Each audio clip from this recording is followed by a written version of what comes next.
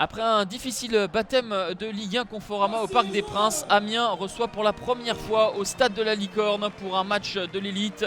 Angers a arraché le nul à domicile dans les ultimes minutes face à Bordeaux et veut se servir de cet état d'esprit pour faire un résultat à Amiens. Les Picards peuvent enfin aligner leur recrue Gaël Kakuta, le champion d'Europe U19 2010, devra apporter sa touche technique dont manque l'effectif de Christophe Pélissier.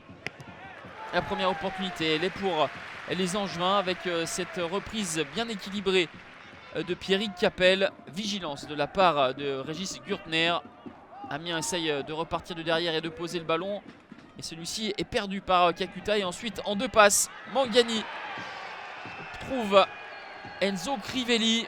La parfaite coordination entre le passeur et l'appel de l'attaquant dans le dos des défenseurs amiénois. Le subtil extérieur de Thomas Mangani permet donc à Enzo Crivelli de marquer son premier but sous le maillot angevin pour sa première titularisation. Il était suspendu le week-end dernier face à son club formateur Bordeaux.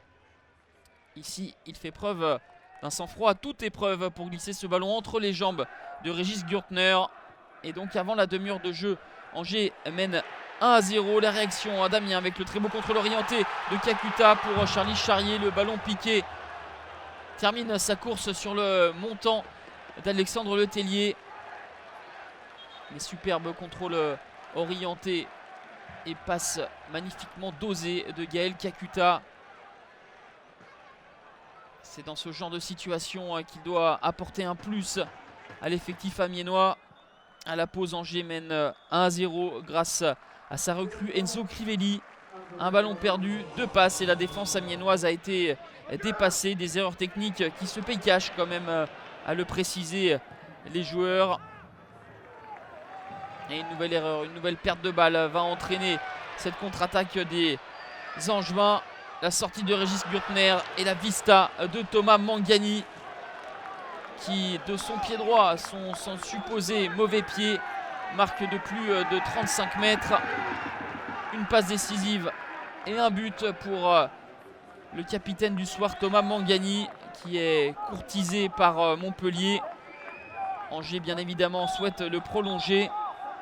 Et avec ce genre de prestations haut de gamme, on comprend pourquoi Stéphane Moulin ne veut pas se séparer de Thomas Mangani. Ça fait donc 2-0 pour le SCO à la 56e minute. Plus rien ne sera marqué. Sans être trop inquiété, Angers s'impose et glane son 4e point. Amiens en revanche devra apprendre rapidement les exigences du plus haut niveau pour espérer débloquer son compteur.